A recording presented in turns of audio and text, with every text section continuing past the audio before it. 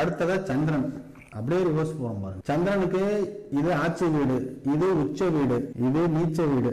பாக்கி நட்பு பகையெல்லாம் தேவை கிடையாது. இந்த சந்திரன் அப்படிங்கிறவரை அப்படியே கிராஸ் பண்ணிக்கோங்க. இந்த கடக வீட்டை பாதி பாதியா பிரிச்சுக்கோங்க. முதல்ல 15 டிகிரி இருக்கும். இந்த வீட்டுக்கு மொத்தம் 30 டிகிரியா, அடுத்த 15 டிகிரி.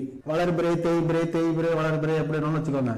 அப்ப சந்திரன் அப்படிங்கிறவரு 15 நாள் வளருவாரு, 15 நாள் தேய்வாரு. சந்திரன் அப்படிங்கிறவரு மனசுக்கு காரகன், நம்மளுடைய உடலுக்கு காரகன். மனசுக்கும் உடலுக்கும் அவர் தான் காரகனா இருக்கிறாரு. இந்த மனசு படுத்துற பாடுதான் பெரும்பாடா இருக்கு. எதுக்குமே ஒரு சரியான முடிவு எடுக்கிறதுக்கு நம்ம மனசு ஒத்துழைக்கிறது கிடையாது. ஒண்ணு கிடைச்சா இன்னொன்னு அதை விட பெருசா கிடைச்சா நல்லா இருக்குமே யோசிக்கிறது, இல்ல ஒண்ணு பெருசா நடந்துச்சு அப்படின்னா அடுத்து வேற ஏதாவது நடந்துருமோ அப்படின்னு சொல்லிட்டு பயப்படுறது. இப்படின்னு நல்லது கெட்டது, எது சரி எது தப்பு அப்படின்னு நம்மள முடிவெடுக்க விடாம தடுக்கிறது இந்த மனசு தான். அப்போ அந்த மனசுக்கு காரகமா இருக்கிற சந்திரன் காலபுருஷனுக்கு 2ஆம் வீட்டுல போய் உச்சம், 8ஆம் வீட்டுல போயிட்டு நீச்சம். இவரு வீட்டுக்குன்னு எடுத்துக்கிட்டோம் அப்படின்னா, கடகத்துக்குன்னு எடுத்துக்கிட்டோம்னா, கடகத்துக்கு இது 5ஆ வரும், இந்த உச்ச வீடு 11ஆ வரும், நீச்ச வீடு 5ஆ வரும். அப்போ இவங்க எண்ணங்கள் எதை சார்ந்து இருக்குது? கடக லக்னமும் கடக ராசியும்.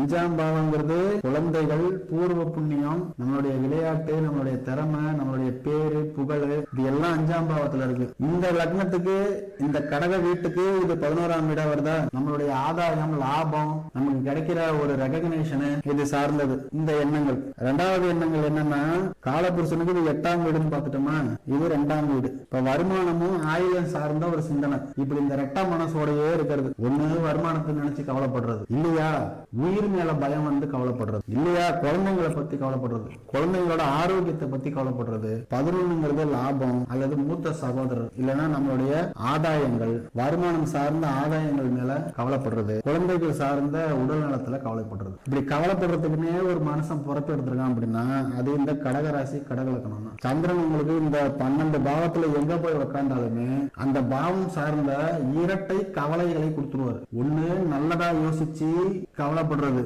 ஒண்ணு கெட்டதா யோசிச்சு கவலைப்படுறது. ஆனா நான் என்ன சொல்றேன், நீங்க ஒண்ணு யோசிங்க. அந்த யோசிக்கிறது நல்லதோ கெட்டதோ அதுலயே நீங்க உறுதியா இருங்க.